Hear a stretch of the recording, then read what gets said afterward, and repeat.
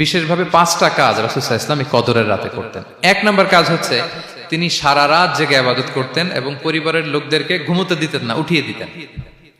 বছরের অন্য কোনো সময়ে সারা রাত জেগে ইবাদত করার কোনো নজির রাসূল সাল্লাল্লাহু আলাইহি ওয়াসাল্লামের জীবনে ছিল না। সব রাতে ঘুমাতেন।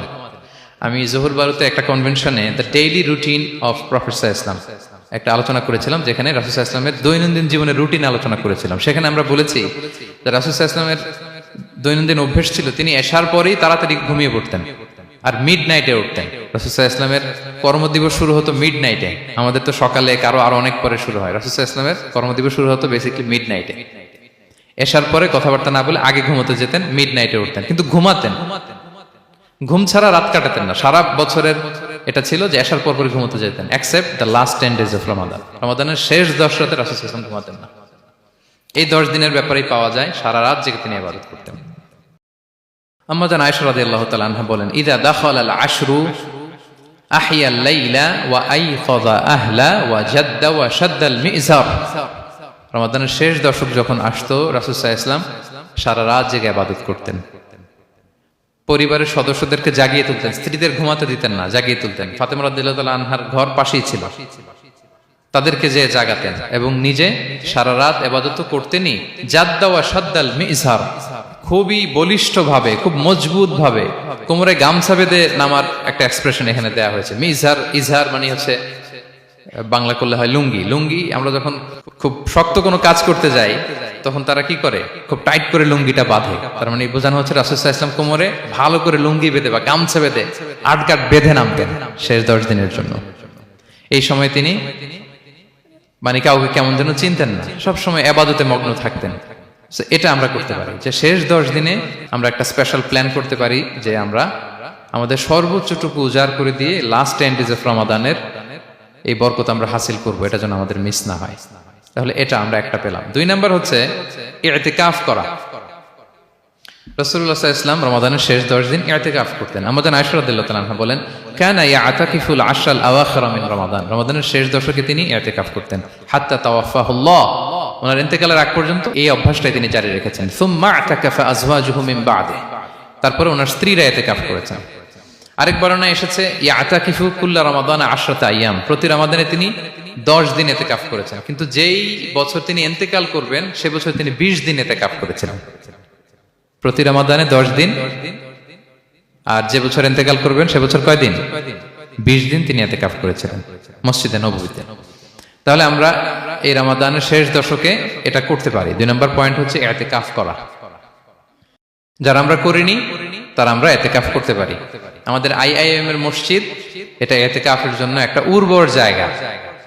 আমরা যখন এই ক্যাম্পাসে ছিলাম তখন দেখেছি যে এখানকার ইতিকাফের পরিবেশ যে এত সুন্দর এটা কল্পনাই করা যায় না।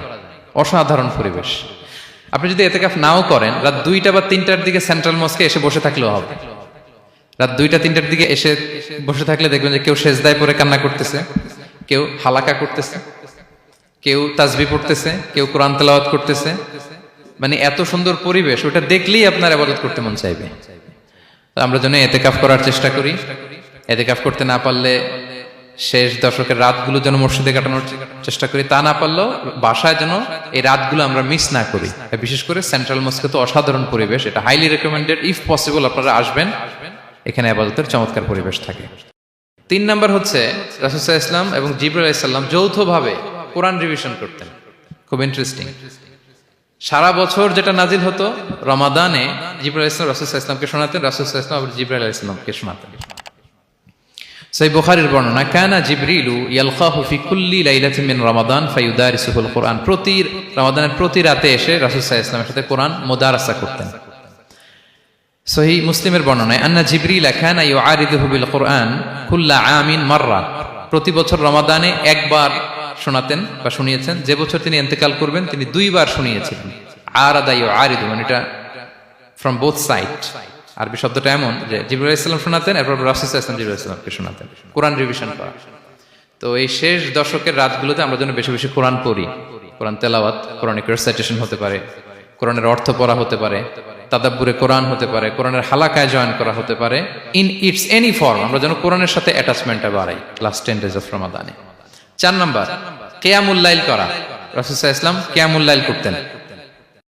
এবং কিয়ামুল লাইল শব্দটাকে রাসূল সাল্লাল্লাহু আলাইহি ওয়াসাল্লাম কদরের সাথে জুড়ে দিয়েছেন। সহিহ বুখারীর বর্ণনায় তিনি বলেছেন, মান কামা লাইলাতাল কদরি ঈমানা ওয়া ইহতিসাবা গুফিরা লাহু মা তাকাদ্দামা মিন যামবি।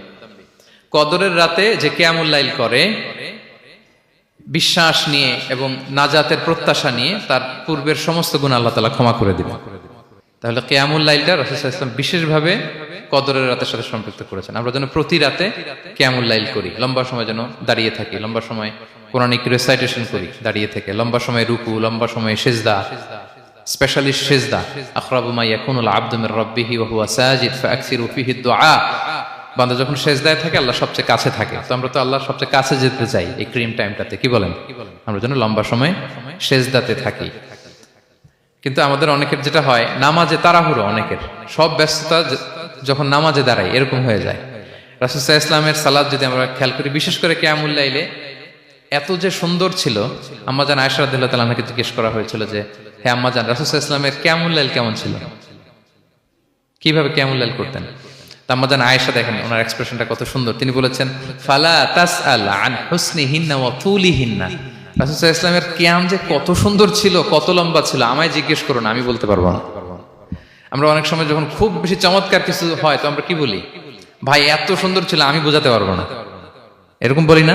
যে এত অসাধারণ, আমি বলে বোঝাতে পারবো না। বাংলাতেও কিন্তু আমরা বলি এত চমৎকার, বলে বোঝাতে পারবো না, শব্দের বুননে, ভাষার বুননে আমি ফুটিয়ে তুলতে পারবো না। তো আম্মা জান আয়েশা এটাই বলেছিলেন, ফালা তাসআল আন হুসনিহিন্না ওয়া তুলিহিন্না। রাসূল সাল্লাল্লাহু আলাইহি ওয়াসাল্লামের রাতের নামাজ কিয়ামুল লাইল যে কত সুন্দর ছিল, কত দীর্ঘ ছিল, লম্বা ছিল, আমায় জিজ্ঞেস করো না, আমি বলে বোঝাতে পারবো না। সুবহানাল্লাহি ওয়া বিহামদি। আমরা যেন লম্বা সময় কিয়ামুল লাইল করি। আম্মা জান আয়েশা রাদিয়াল্লাহু তাআলা আনহা আরো বলেন, কানা ইয়াকুমু মিনাল লাইলি হাত্তা তাতাফাত্তারা কদামা। এত দীর্ঘ সময় দাঁড়িয়ে থাকতেন, থাকতে থাকতে ওনার পা ফুলে যেত, পা দুটো ফুলে যেত। আপনিও দীর্ঘ সময় দাঁড়িয়ে দেখেন যে পায়ে ঝিম ধরে যাবে, পা ফুলে যাবে, এটা করতেন রাসূল সাল্লাল্লাহু আলাইহি ওয়াসাল্লাম। তো আম্মা জান আয়েশা বলেন, ইয়া রাসূলুল্লাহ লিমা তাসনাউ হাদা ওয়া ক্বাদ গুফিরা লাকা মা তাকাদ্দামা মিন যামবিকা মা তাআখার। আপনি এত কষ্ট কেন সহ্য করেন নিজের দেহের উপরে? আপনার তো আগের পরের সব গুনাহ মাফ। আদত তো রাসূল সাল্লাল্লাহু আলাইহি ওয়াসাল্লামের গুনাহই নেই, তিনি নিষ্পাপ। এত কষ্ট কেন করেন? আপনার আগের পরের সবই তো মাফ করে দেয়া হয়েছে, কেন করেন?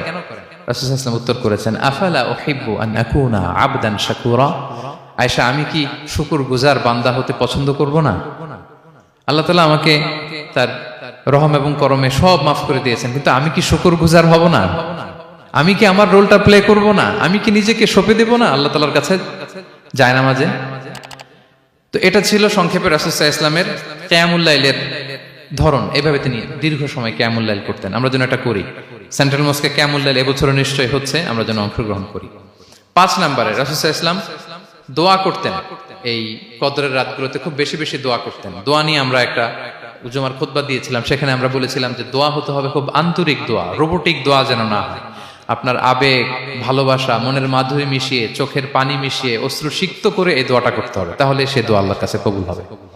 আমরা যেন আমাদের ভাব, আবেগ সব ঢেলে দিতে পারি আমাদের দোয়াতে, আমাদের সিজদায়, আমাদের কিয়ামুল লাইলে। এবং যে কোনো ভাষায় কোরআনিক দোয়াগুলো রেকমেন্ডেড, হাদিসের মাসুরগুলো রেকমেন্ডেড। তাছাড়া আপনার নিজের ভাষায় আপনার কি চাওয়া, আপনার কি আকাঙ্ক্ষা, আপনার মনের কষ্ট, যাতনা সবকিছু আপনি আল্লাহ তাআলার কাছে পেশ করুন। এবং আম্মা জান আয়েশা জিজ্ঞেস করেছিলেন, ইয়া রাসূলুল্লাহ, আমি যদি কদর পেয়ে যাই আমি কি বলবো এ রাতে? মা আদউ, কি দোয়া করব? রাসূল সাল্লাল্লাহু আলাইহি ওয়াসাল্লাম বললেন, তাকুলিন, আয়েশা তুমি বলবে, আল্লাহুম্মা ইন্নাকা আফুউন তুহিব্বুল আফওয়া ফাআফু আন্নী। আয়েশা তুমি যদি কদরের রাত পেয়ে যাও এটা বলবে, হে আল্লাহ আপনি ক্ষমাশীল, আল্লাহ আপনি ক্ষমাকে পছন্দ করেন, আল্লাহ তাই আপনি আমায় ক্ষমা করেন। হে আল্লাহ আপনি ক্ষমাশীল, আপনি ক্ষমাকে পছন্দ করেন, আল্লাহ আপনি আমাকে ক্ষমা করেন। এই দোয়াটা আমরা যেন বেশি বেশি করি। আমার সাথে সাথে সবাই একটু পড়ুন মেহেরবানি করে। আল্লাহুম্মা ইন্নাকা আফুউন তুহিব্বুল আফওয়া ফাআফু আন্নী। আল্লাহুম্মা ইন্নাকা আফুউন তুহিব্বুল আফওয়া ফাআফু আন্নী। হে আল্লাহ আপনি ক্ষমাশীল, আপনি ক্ষমা করাকে পছন্দ করেন, আল্লাহ আমাকে ক্ষমা করেন। আমরা আমাদের নিজেদের ভাষায় অনেক দোয়া করতে পারবো, কিন্তু রাসূল সাল্লাল্লাহু আলাইহি ওয়াসাল্লামের শেখানো দোয়াগুলো এটা হচ্ছে মানে very precise in wording but comprehensive in meaning. এটার অর্থ, এটার আবেদন এটা অনেক বেশি। আমি অনেক 10টা-20টা বাক্য বলে এত সুন্দর কথা মিলাতে পারবো না। রাসূল সাল্লাল্লাহু আলাইহি ওয়াসাল্লাম যেটা শিখিয়ে দিয়েছেন, আগে আল্লাহর প্রশংসা করলাম, আল্লাহ আপনি ক্ষমাশীল, আবারও প্রশংসা, আল্লাহ আপনি তো ক্ষমা করাকে পছন্দ করেন, যেটা আপনি পছন্দ করেন না ওইটা তো চাচ্ছি না, যেটা আপনার পছন্দ, যেটা আপনি করতে ভালোবাসেন, গাফিরিজ যামবি ওয়া কাবিলিত তাওব, আপনি ক্ষমা করাকে পছন্দ করেন, তওবা কবুলকে আপনি পছন্দ করেন, তো সেটাই তো চাচ্ছি আপনার কাছে, আপনি আমার তওবা কবুল করুন, আল্লাহ আপনি আমাকে ক্ষমা করুন। So, এই দোয়াটা প্রত্যেক রাতে যেন আমরা বেশি বেশি করি সম্মানিত সুধী। এবং এই যে রিমাইন্ডার গুলো শুনলাম, এটা রমাদানের পরেও যেন আমরা অব্যাহত রাখি।